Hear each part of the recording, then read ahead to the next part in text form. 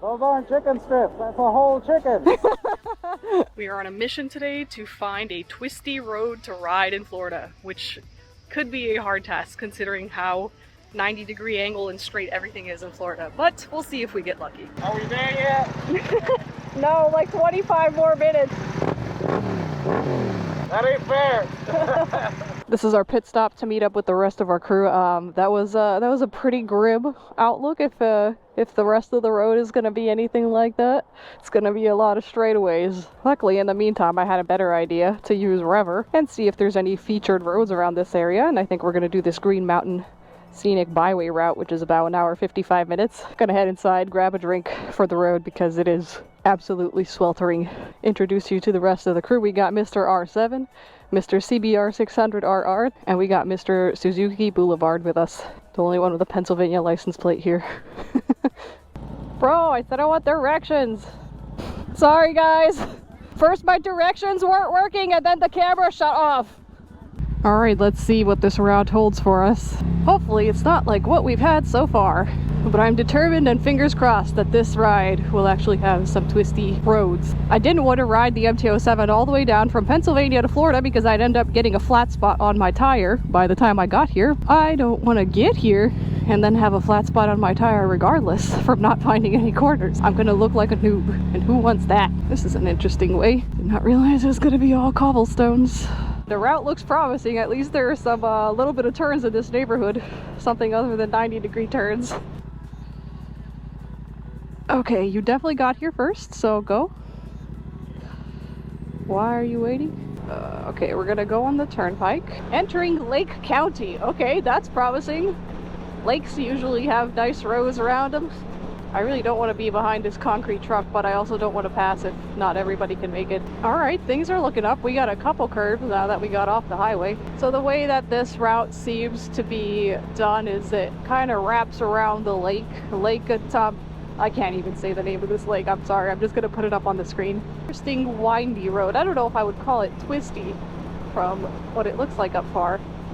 But it isn't a straight line, so that's a bonus. Lots of greenery, so I'm positive that it won't be developments. A lot of, like, what I noticed being down here in Florida is you kind of just go from one development to the next development of, like, houses, and the route to get between the developments is pretty straightforward. It's, like, forward, and then 90-degree turn to the left, to the right, whatever street you want to turn on, and there's nothing in terms of, like, a twisty road that connects neighborhoods. It's mostly, like, straight 90-degree angles. I'm not sure why that is in Florida. Maybe it's just easier in terms of urban planning. I'm not sure. It may have to do something with the fact that this whole area that we're riding near Orlando is basically a swamp. From what I noticed, everything in Florida is kind of flat. Nothing really grows too tall. For some reason, it doesn't feel as hot around here as it did in the city. I'm no environmental scientist, but everything seems to have kind of like a height it likes to be at and not too much taller than that. That might be due to all the natural disasters around here. I feel like there's no point in growing tall if growing tall means the hurricane's gonna knock you over faster. I think one thing all bikers can agree is the hate we have towards the one car that's in front of us going just like 5 miles an hour slower than we'd like to. Wow, this guy really could not be going any slower. I think so far I wouldn't call this a super twisty road. I would call it winding. It's a nice winding road. When we started this route, I was worried that I wasn't gonna be able to find anything remotely scenic or twisty, which would have been a real shame since I trailered Spicy Boy all the way from Pennsylvania down here just to ride. But it was not in vain because this ride is actually pretty nice so far.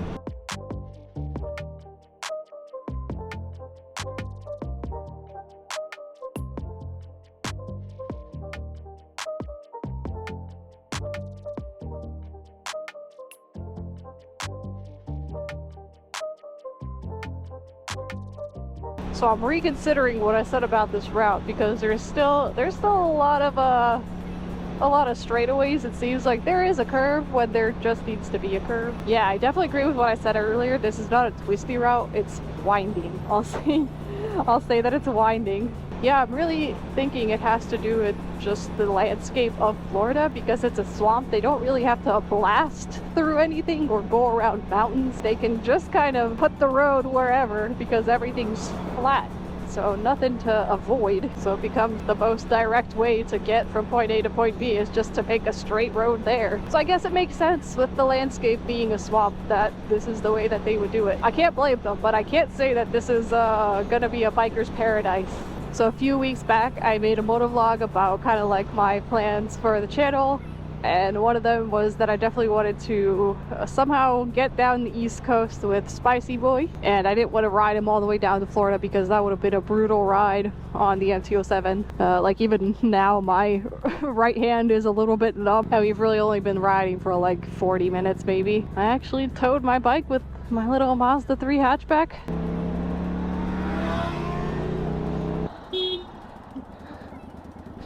Is that you? Whew, all right, pit stop. What did you say? Those aren't chicken strips, that's a whole chicken. It is a whole chicken. To be fair, he just got this bike yesterday and it's hard to get rid of chicken strips in Florida, so we're not gonna be mean. Guys, look at this. Chilling. Yeah, see?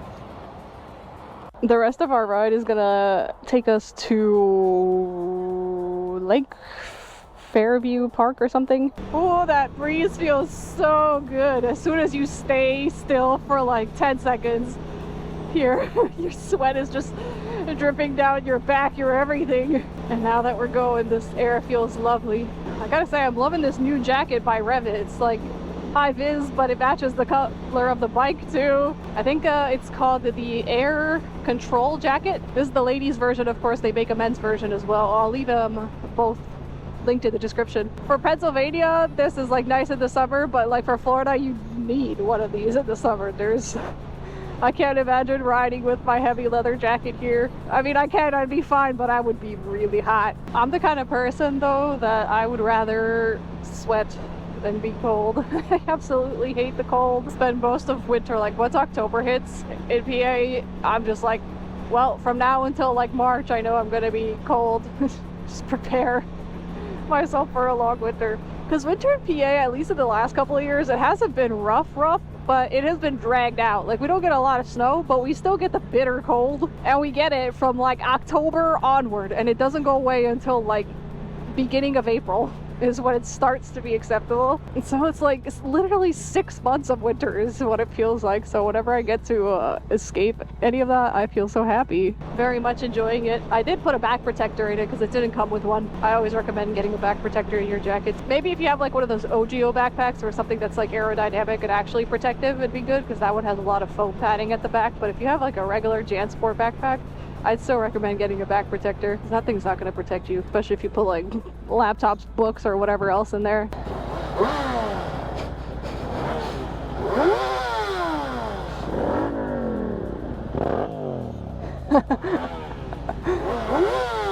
Well, I can't say that we didn't do any leaning, but as you can see, this is where the leaning stops in Florida. This is where the leaning stops in PA. Alright, we've made it to our destination. The boat ramp. Let's check out the view. Nice location with a very nice view. This is pretty close to like downtown Orlando. It's like in the middle of it. If only we could haul boats with our motorcycles, then we could have a boat to be on. Oh, there is a lot of algae in this water. I wonder how far down it goes. Well, how do you think we did? Did we find a twisty road, or was it not that spectacular? I think we landed somewhere halfway. Those of you that follow the channel know I've been wearing Flying Eyes glasses for about 2 years now. They sell sunglasses and prescription glasses for pilots and motorcycle riders, and they're specifically designed to have these thin and flexible side frames. You can order a try-on kit for $30, pick your favorite frames that you want to try on, or select from one of their existing recommended packages. If you are ordering prescription lenses like me, there's a separate try-on kit for those, so make sure you select the right one, but the process is similar. Oh, and did I mention they have a free lifetime warranty? Use code Lali at checkout to get 10% off. Hope you guys enjoyed the ride, and I will see you in the next one. Bye!